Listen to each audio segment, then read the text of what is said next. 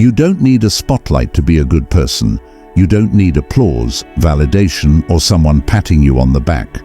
Being genuinely good isn't about performance. It's about character, quiet strength, discipline, integrity when nobody's watching. This video is for the people who wonder if their quiet effort matters, if their kindness has power, if their decency is a weakness or a strength. Today, we break down 7 signs you are genuinely good, backed by Stoic philosophy and human psychology. 1. You choose the hard right over the easy wrong. A good person doesn't always do what feels good. They do what's right, even when it costs them. That's where true morality lives, in restraint, not indulgence. Let's say you're offered a shortcut at work, a lie that could make you money, gain favor, or cover your mistake. No one would know, but you'd know, and that's what matters. Stoicism teaches that virtue is the only true good. Not profit, not pleasure, not reputation. When you choose principle over comfort, you exercise moral courage, one of the rarest traits in the modern world. Psychology backs this too. People with high internal moral compasses show lower anxiety, more self-respect, and higher long-term satisfaction. Why? Because their lives aren't ruled by external outcomes. They answer to something higher, their conscience. That's not just goodness, it's power, the kind most people will never understand. 2. You don't advertise your good deeds.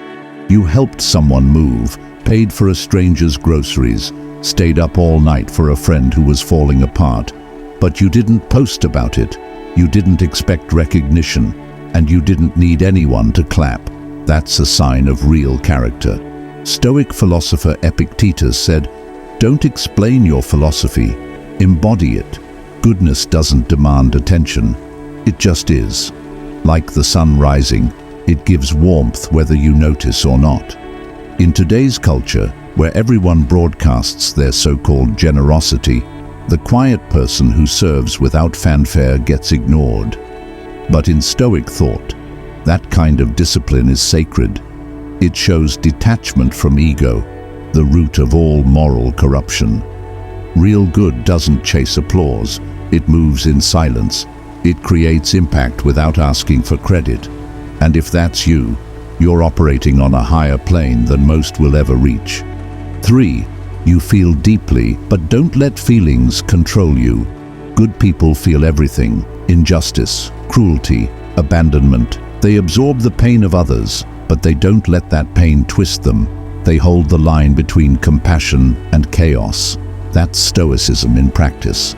Marcus Aurelius wrote, "You have power over your mind, not outside events.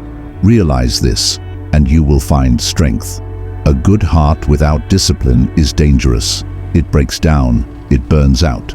But when your heart is guided by reason, when empathy meets emotional control, you become immovable. This balance is what separates naive kindness from mature goodness. You're not a doormat. You're not numb either. You feel everything, but you don't react to everything. In psychology, this is called emotional regulation. It's a sign of high emotional intelligence and deep resilience. It's what lets you stay good in a world that keeps trying to harden you. 4. You hold yourself to standards no one else can see. No one knows how many times you stop yourself from saying something cruel, how many times you chose patience over revenge, how many times you bit your tongue, swallowed your pride, and let peace win. But you know, and that's what counts. Stoics believed in arete, moral excellence. It's not about rules or rewards. It's about living with honor, even in silence, especially in silence. When you hold yourself to invisible standards, you become the kind of person who's grounded, not because you're afraid of judgment, but because you refuse to betray yourself. This kind of self-leadership is rare. It means you won't cut corners just because no one's watching. You won't bend your ethics for gain, and you won't compromise your soul for convenience. That's not weakness, that's real strength. And it's what separates truly good people from everyone else. 5. You forgive, but you don't forget. You've been betrayed, lied to, let down. You could have held a grudge. You could have plotted revenge, but you didn't. You let it go, not for them, but for you, because you understood something deeper. Peace is more valuable than proving a point. Forgiveness isn't weakness, it's clarity. It's knowing that bitterness poisons the soul. But just because you forgive doesn't mean you forget. You remember who hurt you. You learn. You evolve. But you don't carry hate. Seneca said, "To be angry is to revenge the faults of others on ourselves." A good person doesn't let the past chain them, but they do carry the lessons. Psychology confirms this. Those who forgive but keep healthy boundaries experience lower stress and stronger relationships. Why? Because they don't confuse goodness with naivety.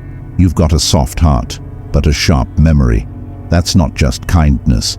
That's wisdom forged in fire. 6. You're kind to people who can't give you anything. Character is tested when there's nothing to gain, when no one's watching, when the person in front of you has no power, no money, no influence, and you still treat them with respect. That's who you really are. Stoic virtue demands justice, not favoritism, not flattery, just justice. Marcus Aurelius said, "Do not be ashamed to be helped. The task is to be good, not to appear good." Modern psychology backs it. Those who show kindness to strangers, animals, service workers and children, people who can't reward them, are operating from genuine moral instinct, not ego. You don't play status games. You don't fake niceness for clout. You treat the janitor the same as the CEO, because your goodness isn't for sale. That kind of integrity, it can't be taught. It's built. It's rare. And if this describes you, you don't need proof. You just are. 7. You struggle with darkness, but refuse to let it win. You've had dark nights. You've questioned your worth. You've been broken, angry, numb. But through it all, you didn't let it kill the light in you. You still show up, still care, still believe. That's not just strength. That's spiritual warfare. Stoicism never said life would be easy. It said you must be worthy of life. Epictetus taught that pain is inevitable, but suffering is optional. Good people don't avoid pain. They confront it. They carry it, but they don't pass it on. And that's where your power lies, in the refusal to let pain turn you cruel, in the decision to hold the line, even when you're tired, in the choice to stay good, especially when it would be easier to become cold. Psychologically, this is called post-traumatic growth. It's what happens when hardship shapes not just resilience, but purpose. You're still here, still trying. That makes you rare. Being a genuinely good person isn't about perfection. It's not about being nice all the time, or never getting angry, or smiling through disrespect. It's about choices. Quiet, daily decisions to live with integrity, when it's hard, when it's lonely, when it doesn't pay off right away. The world may not always reward it, but you will feel it, in your peace, in your strength, in the fact that you can look in the mirror without shame. If you saw yourself in these 7 signs, you're not weak, you're not soft, you're not naive, you're powerful. Because goodness, real goodness, is a rebellion in a selfish world. Now commit to it. Subscribe to our channel if you're ready to become the best version of yourself. And check the description for tools that will help you sharpen your mindset, strengthen your discipline, and build the kind of life that makes your goodness matter. Stay grounded, stay sharp, and don't let the world change who you are.